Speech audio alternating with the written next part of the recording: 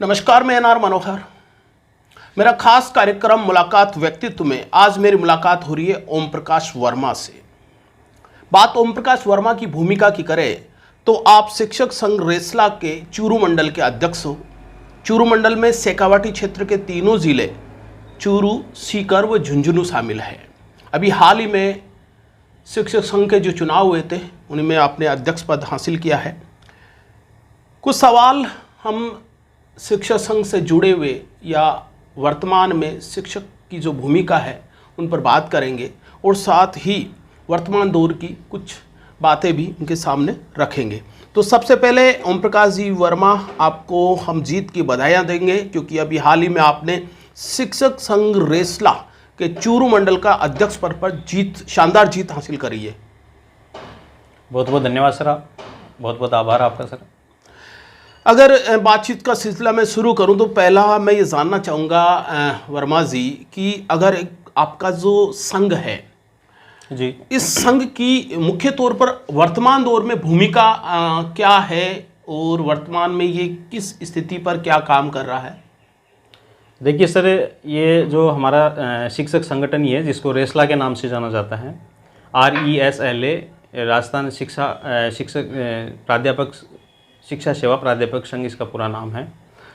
और ये इसमें जो सारे मेंबर्स हैं वो सारे व्याख्याता वर्ग के हैं जिनको प्राध्यापक भी कहा जाता है और सारे इसके गजेटेड्स हैं इसमें सारे।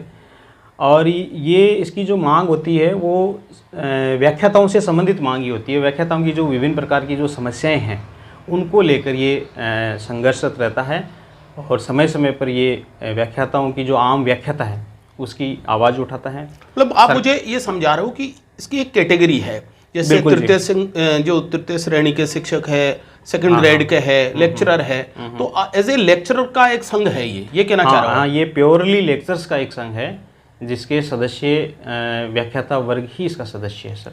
अच्छा ओम प्रकाश जी, मैं ये भी जानना चाह रहा हूँ कि चुनाव की जहाँ तक बात, अभी आपने जीत हासिल करी है, मतलब मुझे जानकारी नहीं है क्या, जैसे अपन बात करते हैं छात्र संघ के जब चुनाव होते हैं जैसे ABVP, NSUI, SFI आदि आदि, तो इनमें डायरेक्ट और इनडायरेक्ट यानी प्रत्यक्ष रूप से कहीं ना कहीं सामाजिक संगठन और राजनीति की भूमिका रहती है। क्या आपका जो रेसला संघ है इसमें क्या प्रत्यक्ष कोई राजनीति, कोई सामाजिक संगठन की भूमिका नजर आती है? बिल्कुल सर, मैं ईमानदारी से कहूँ तो इसमें किसी भी राजनीतिक संगठन या किसी भी सामाजिक संगठन की भूमिका न के बराबर है। इसके किसी प्रकार का कोई चांस नहीं है इसमें।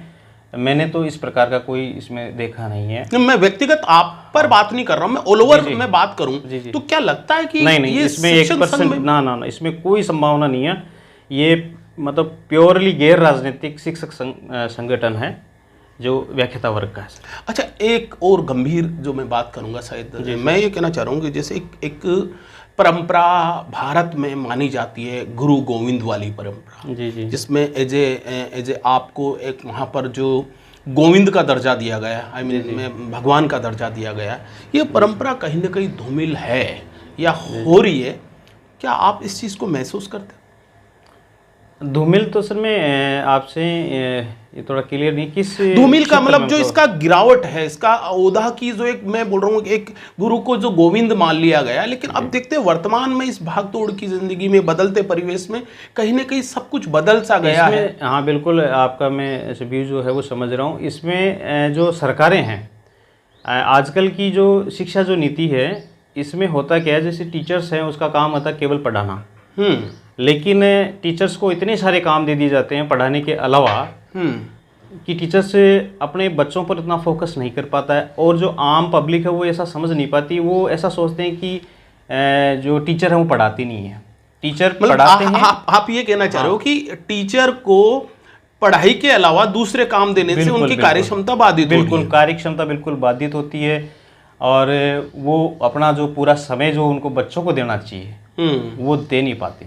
जैसे शिक्षक संघ के मैं कई लीडर्स को मैं देखता हूँ, जैसे कई लीडर्स को मैंने अभी कोर्ट भी देखता हूँ, उनका मैं स्टेटमेंट देखता हूँ, तो वो चाहे वो जातीय बात हो, सामाजिक बात हो, उनमें उनकी भूमिका खासी नजर आती है हर प्रकार की। कहीं ना कहीं तो वो जातीय संगठन के रूप में भी वो उनका इंटरफेयर सीधा रहता है। जी, ऐसा गलत है, ऐसा यदि होता है तो वो गलत है। मतलब टीचर जो शिक्षक है उसकी कोई जाति नहीं होती है वो एक संपूर्ण समुदाय का होता है, जिसकी जिम्मेदारी होती है कि वो अपने समाज को आगे तक लेके जाए। समाज का मतलब है अपना राष्ट्र है, जिसमें सब सारी जातियां, एक बात विभिन्न धर्मों के लोग रहते हैं। एक बात बिल्कुल। स्पष्ट करें मुझे ओम प्रकाश जी, जैसे जालोर प्रकरण के बाद में एक शिक्षक संघ का एक योगदान, मुझे आपको भी खैर आपने वीडियो देखा होगा, शिक्षक संघ अध्यक्ष की बार बार कोर्ट आ रहा था उनका, लाइव उनका चल रहा था, बाकायदा मीडिया में उनकी बाइट आ रही थी। एक ऐसा गंभीर मुद्दा जिस पर सियासत हो रही थी, उस सियासत में शिक्षक संघ की एंट्री होना जी जी क्या दर्शाता है? एक तरफ आप ये कह रहे हो कि भाई हमें मौका नहीं दिया जाता है, हमें दूसरे काम दे दिया जाते हैं, दूसरा आपकी भूमिका इस तरह भी नजर आती है। यदि सर गलत है, यदि शिक्षक यदि इस प्रकार की घटनाओं में यदि अपने आप को इन्वॉल्व करते हैं तो मेरी नज़रिए से बहुत गलत बात है। केवल जो शिक्षक संगठन है उनको शिक्षक हितों और छात्र हितों में ही बात करनी चाहिए। तो ऐसा क्यों हो रहा है? इसके पीछे जिम्मेदार क्या है? क्या महत्वाकांक्षा या फिर उनका झुकाव अब शिक्षक संघ से ज़्यादा राजनीति या सामाजिक या जातीयता इसमें आ रहा है? देखिए सर, इसमें अब जो कई अपवाद स्वरूप भी होते हैं, अपवाद हर चीज़ में होता है। अब यदि कोई शिक्षक संगठन है ऐसा जो कई बार यदि अपना जो झुकाव है वो इन प्रकार की समस्याओं के प्रति यदि वो कर देता है तो वो गलत है, बात है। उनको इस प्रकार की दखलंदाजी नहीं करनी चाहिए। शिक्षक संघ के बाद में कई लीडर्स को मैंने राजनेता बनता भी देखा है, और आप भी मानते हो। क्या लगता है कि शिक्षक संघ बनने के बाद में राजनीति में जाना एक अच्छा प्लेटफॉर्म है? देखिए, मैं मानता हूँ कि जब तक शिक्षक है, एक शिक्षक है, जब तक वो रिटायरमेंट नहीं हो जाता उसको एक शिक्षक ही बनने में बना रहना चाहिए सर। मेरे से उसको राजनीति से दूर रहना चाहिए। यदि वो राजनीति करता है शिक्षक संगठन में रहते हुए या शिक्षक नेता रहते हुए, यदि वो राजनीति करता है तो बहुत गलत बात है। एक और मुझे स्पष्ट कीजिए कि एक शिक्षक की पत्नी, शिक्षक का भाई या पापा मम्मी आदि परिवार का ब्लड रिलेशन में जो रहते हैं वो चुनाव लड़ते हैं, तो क्या एक टीचर की भूमिका देखिएगा, क्या वो उनसे दूर हट सकता है? जैसे टीचर की पत्नी चुनाव लड़ रही है, बिल्कुल। अब ऐसी स्थिति में क्या होगा? क्या राजनीति सियासत तो निश्चित भाग लेगा, डायरेक्ट इनडायरेक्ट चोरी छुपे लेगा? अब देखिए सर, इसमें दो पहलू हैं इसके कि चुनाव लड़ने का अधिकार तो सबको है। केवल गवर्नमेंट कर्मचारी है वो कानूनी बाध्यता के हिसाब से चुनाव नहीं लड़ सकता, लेकिन उसकी पत्नी है वो तो खुद एक इंडिविजुअल सिविलियन है, वो तो चुनाव लड़ सकती है। मैं लड़ने की बात नहीं कर रहा हूं, मैं ये आपसे ये जानना चाह रहा हूं कि एक तरफ आप ये कह रहे हैं कि एक टीचर को राजनीतिक भूमिका से दूर रहना चाहिए, एक दूसरी तरफ व्यवस्था यह है कि टीचर का भाई, टीचर के पापा मम्मी आदि आदि चुनाव लड़े, तो क्या वो ऐसी स्थिति में परिवार के मेंबर की तो सपोर्टेड रहेगा, राजनीतिक रूप से वो सामने आएगा? जी जी, देखो सपोर्ट का बात ये कि यदि परिवार का जो मेंबर चुनाव लड़ रहा है, अब यदि मैं तो एक शिक्षक यदि उसकी भूमिका के रूप में बात करूं तो यदि वो सपोर्ट करता तो ये गलत है। उसको अपने आप को अलग रखना चाहिए चुनाव से। अलग रखने की आप बात कह रहे हो, बदलाव का एक सवाल मैं लेता हूँ शिक्षा नीति की। अभी जो आपका मंत्रालय ने शिक्षा नीति में बड़ा बदलाव किया है, जी। और ये बदलती शिक्षा नीति क्या वर्तमान दौर पर पूरी तरह से अपना आप को सूट करती है, या व्यवस्था का पूरा ढांचा ही बदल जाएगा? इसका पक्ष क्या कहता है और विपक्ष क्या कहता है? देखिए सर, जो नई शिक्षा नीति है उसमें जिस प्रकार से ग्रेडिंग सिस्टम है, अपन बात करें तो ये मेरा जो व्यक्तिगत व्यू के हिसाब से मैं एक शिक्षक संगठन का नेता होने के नाते कहूँगा कि इसके परिणाम अच्छे नहीं होंगे। मतलब आप शिक्षा नीति का जो परिणाम है उससे आप नाखुश हो? बिल्कुल बिल्कुल। इसमें जो व्यवस्था हुई है वो शायद पहले यथावत रहनी चाहिए, पहले वाली व्यवस्था, ये कहना चाह रहे हो? यथावत का मतलब इसमें अमेंडमेंट्स होनी चाहिए, संशोधन होनी चाहिए, लेकिन इतने वृहद स्तर पर एक साथ में आप इतने सारे अमेंडमेंट्स करोगे तो फिर वो उसके परिणाम है वो अच्छे नहीं रहेंगे। अच्छा, मुझे ओम प्रकाश जी वर्मा ये भी बता दीजिए कि एज ए शिक्षक की भूमिका में बतौर, मैंने देखा है आपको काफ़ी प्रभावी भूमिका में हो, उसके बावजूद जब समय मिलता है तो क्या कभी आप सोशल एक्टिविटीज़ में भी भाग लेते हो या गेम्स वगैरह में भाग लेते हो? हाँ बिल्कुल, मेरी रुचि है गेम्स में और सोशल एक्टिविटीज़ में मेरी रुचि है, और जब भी मुझे मौका मिलता है मेरे गांव में मैंने किया है। गांव के जो बच्चे थे वो मैंने महसूस किया कि वो गेम्स या जो आर्मी की या डिफेंस में जाना चाहते हैं, उनके पास में थोड़ी संसाधनों की दिक्कत आ रही थी, तो मैंने उनकी जो ज़रूरत थी उसको जाना और उनको जितना हो सकता था मैंने उनको जो संसाधन है उपलब्ध करवाए, और उसके रिजल्ट्स भी अच्छे रहे। मेरे गाँव में 3-4 उसके बाद में मैंने जो वहाँ पर थोड़ा बहुत जो उनको बच्चों के गेम्स के लिए किया, उसके बाद में 3-4 बच्चे मतलब आर्मी में जो उन्होंने ज्वाइन किया, इसके लिए मुझे बड़ी खुशी और गर्व की बात है। मैं आज भी इस पर फ़ख्र महसूस करता हूँ। और सामाजिक जो मेरी भूमिका है, जब भी मुझे समय मिलता है मैं समाज की सोशल एक्टिविटीज़ है उसमें भाग लेता हूँ, बिना किसी पक्षपात के, बिना किसी भेदभाव के, बिना किसी जातिगत भावना के। मैं हर वर्ग, जो वंचित वर्ग है, वो किसी भी कम्युनिटी से, किसी भी जाति विशेष से हो सकता है, मैं उसके साथ में खड़ा रहने की कोशिश करता हूँ, उसकी हर संभव सहायता करने की कोशिश करता हूँ। क्या मैं समझूं कि एक शिक्षक संघ का या रेस्ला का आप चूरू मंडल के अध्यक्ष बने हो, एक बड़ी भूमिका मानी जाती है ये। क्या लगता है कि एक महत्वाकांक्षा ये भी कहती है कि कहीं ना कहीं राजनीति पारी भी खेलने का भी मौका मिले तो? नो सर, ऐसा मेरा कोई मूड नहीं है, मेरी कोई ऐसी इच्छा नहीं है। मैं केवल जो शिक्षक हैं, जो व्याख्याता वर्ग है, उसके हितों के लिए संघर्ष करने के लिए मैं पहले दातारामगढ़ ब्लॉक अध्यक्ष था और मैंने शिक्षकों की आवाज़ को उठाई भी है, उनके लिए संघर्ष भी किया है। भले ही जो 5 मार्च 2001 का जो जयपुर में धरना था, दातारामगढ़ ब्लॉक से मैं आपको बताना चाहूँगा, सबसे सीकर डिस्ट्रिक्ट में सबसे ज़्यादा संख्या वहाँ अपने यहाँ दातारामगढ़ ब्लॉक की थी। वहाँ पर जिला सम्मेलन में भी अपने यहाँ के शिक्षकों की बहुत अच्छी भूमिका उन्होंने वहाँ की थी, दर्ज करवाई थी उपस्थिति। और जो आम व्याख्याताओं की जो समस्याएं होती हैं, उनको लेकर हम बराबर लगातार संघर्ष करते हैं। अपनी उनकी जो बातें हैं, उनकी जो मुख्य बातें हैं, जो सभी व्याख्याताओं की जो कंबाइंडली है, उनको हम अपने जो उच्च स्तर पर जो हमारा संगठन है वहाँ तक पहुँचाते हैं, और जो हमारा संगठन है वो आगे सरकार से वार्ता करके उनको सुलझाने का प्रयास करते हैं। मैं जाते जाते 1-2 प्रश्न आपसे और लूँगा। मैं वर्तमान में युवा को मैं देखता हूँ, एक युवा सोच को, और क्या लगता है कि युवा भटकाव की स्थिति में है, युवा बेरोजगारी का शिकार है, युवा शिक्षा नीति से, बदलाव की शिक्षा नीति से कहीं न कहीं वो भ्रमित हो रहा है। ये बात सही है या क्या लगता है आपको? बिल्कुल सही, आपकी बात सही है, मैं इसे 100% सहमत हूँ कि आज का युवा बिल्कुल दिग्भ्रमित हो चुका है, वो रास्ता भटक चुका है। और ऐसी स्थिति में, ऐसी परिस्थिति में जो शिक्षक वर्ग है, उसकी जो भूमिका है वो बड़ी महत्वपूर्ण हो जाती है। और मैंने अनुभव किया, पर्सनली अनुभव किया मैंने, कि आज का युवा जो फेसबुक है, व्हाट्सएप है, उसके ऊपर घंटों वो अपना समय नष्ट कर रहा है। इसके जो परिणाम होंगे वो बहुत ज़्यादा गंभीर होंगे, और इससे हमारा देश जो अपन सोच रहे हैं कि अपन इसको आगे तक लेके जाएंगे, और इसमें ये बहुत बड़ी बाधा बन के आएगा। अब आज का युवा में सब मतलब युवाओं से मैं इस आपके माध्यम से, आपके मंच के माध्यम से मैं कहना चाहूँगा कि आप समय की नज़ाकत को समझें। आज यदि आप 4 घंटे 5 घंटे पढ़ाई को दे नहीं सकते हो, तो आने वाले समय में आप 8 घंटे मजदूरी करने के लिए तैयार रहना। आज आपका जो समय बड़ा बेशकीमती है, बड़ा बहुमूल्य है। आपको ये जो फेसबुक व्हाट्सएप की जो दुनिया है, इससे आपको बाहर निकलना है, क्योंकि इसमें रियलिटी कुछ अलग है।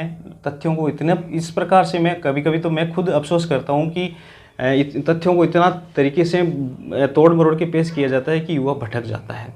और ये देखने में है कि जब तक सोशल मीडिया है, इसके ज़्यादा प्रभाव में आया है, ज़्यादा प्रचलन में आया है, हमारे देश के अंदर भी बड़ी समस्याएं, जो सामाजिक समस्याएं हैं, वो उभर कर सामने आई है। तो ये बड़ी चिंता का विषय है। इसमें जो शिक्षक वर्ग है उसको एक्शन लेना चाहिए, अपनी भूमिका को समझनी चाहिए कि आज के युवा को वो सही रास्ते पे लेके आए, क्योंकि शिक्षक ही समाज का दर्पण होता है।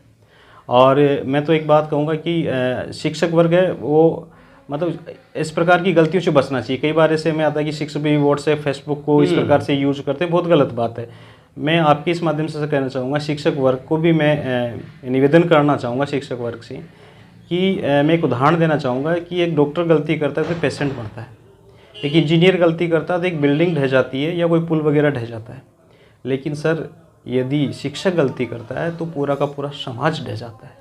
ये बड़ा चिंतनीय और बड़ा गंभीर विषय है। इसको समझना बहुत जरूरी है। इस थिंकिंग को क्या वर्तमान दौर में एक लेक्चरर या टीचर महसूस करता है, जो थिंकिंग की आप बात कर रहे हो? बिल्कुल सर, मैं जहाँ तक मैं अपने साथियों को भी जब भी मौका मिलता है मैं बातचीत करता हूँ। बच्चों को भी मैं स्कूल के अंदर भी जहाँ जहाँ मुझे मंच मिलता है, बात करने का मौका मिलता है, मैं इसमें बात को बार बार कहता हूँ। शिक्षक की क्योंकि सर मैंने देखा है, पर्सनली अनुभव किया है कि बच्चे हैं अपने माँ बाप की भी इतनी नहीं मानते जितनी टीचर्स की मानते हैं।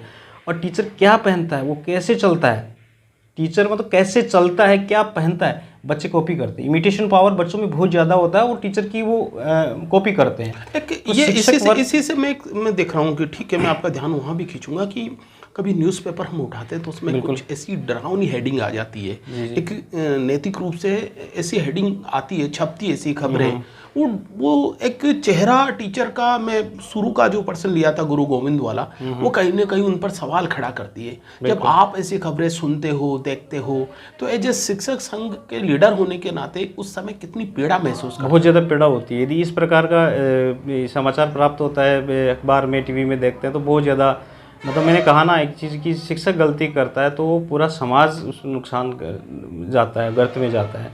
तो शिक्षक वर्ग को समझना चाहिए कि चीज़ों से बचें। और अच्छा, एक बात मुझे बताइए, जब आपका सम्मेलन होता है, शिक्षक सम्मेलन, मुझे कई बार जाने का मौका मिला है, वहाँ कई बार मैंने देखा है कि राजनीतिक लीडर्स है, उनकी भूमिका भी नजर आती है। वो भी एक तरफ आप कहते हो कि राजनीति से हमें कोई सरोकार नहीं है, एक तरफ मैं ये देखता हूँ कि उनकी सक्रियता भी वहाँ पर नजर आती है। तो ये क्या दर्शाया जाता है कि राजनीति का प्रत्यक्ष या अप्रत्यक्ष रूप से प्रभावित करती है, या फिर क्या है, ये क्या चीज़ है? देखिए सर, इसमें क्या होता है कि ये आपकी बात सही है, मैं इससे सहमत हूँ।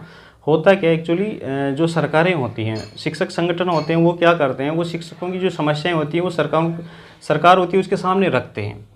अब जैसे कि वर्तमान में जो भी गवर्नमेंट है उसके पास में से शिक्षक नेता जाएंगे, और फिर जो नेता हैं वो तो आपको पता है कि उनको तो लोकतंत्र है, उसमें जो सिर गिने जाते हैं। तो यहाँ पर अपनी बात जो मनवाने के लिए, अपनी बातें जो मुख्य जो जायज़ बातें हैं, तो उनको जो सम्मेलन वगैरह होते हैं उनमें नेता आते भी हैं, आना बुरी बात नहीं है, लेकिन उसका जो लक्ष्य है वो अच्छा होना चाहिए।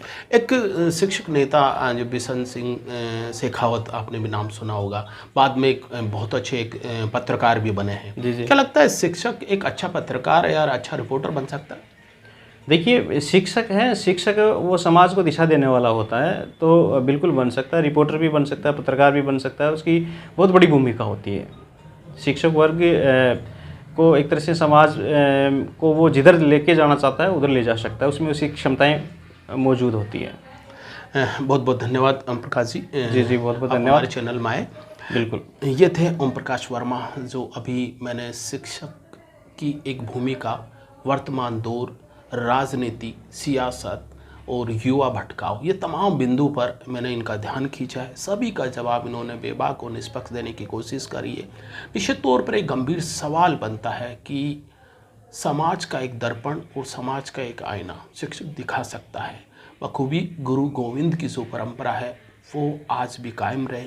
वर्तमान दौर में बदलती शिक्षा नीति कहीं न कहीं इस व्यवस्था को मजबूत करेगी या कमज़ोर करेगी, ये तो आने वाला वक्त बताएगा।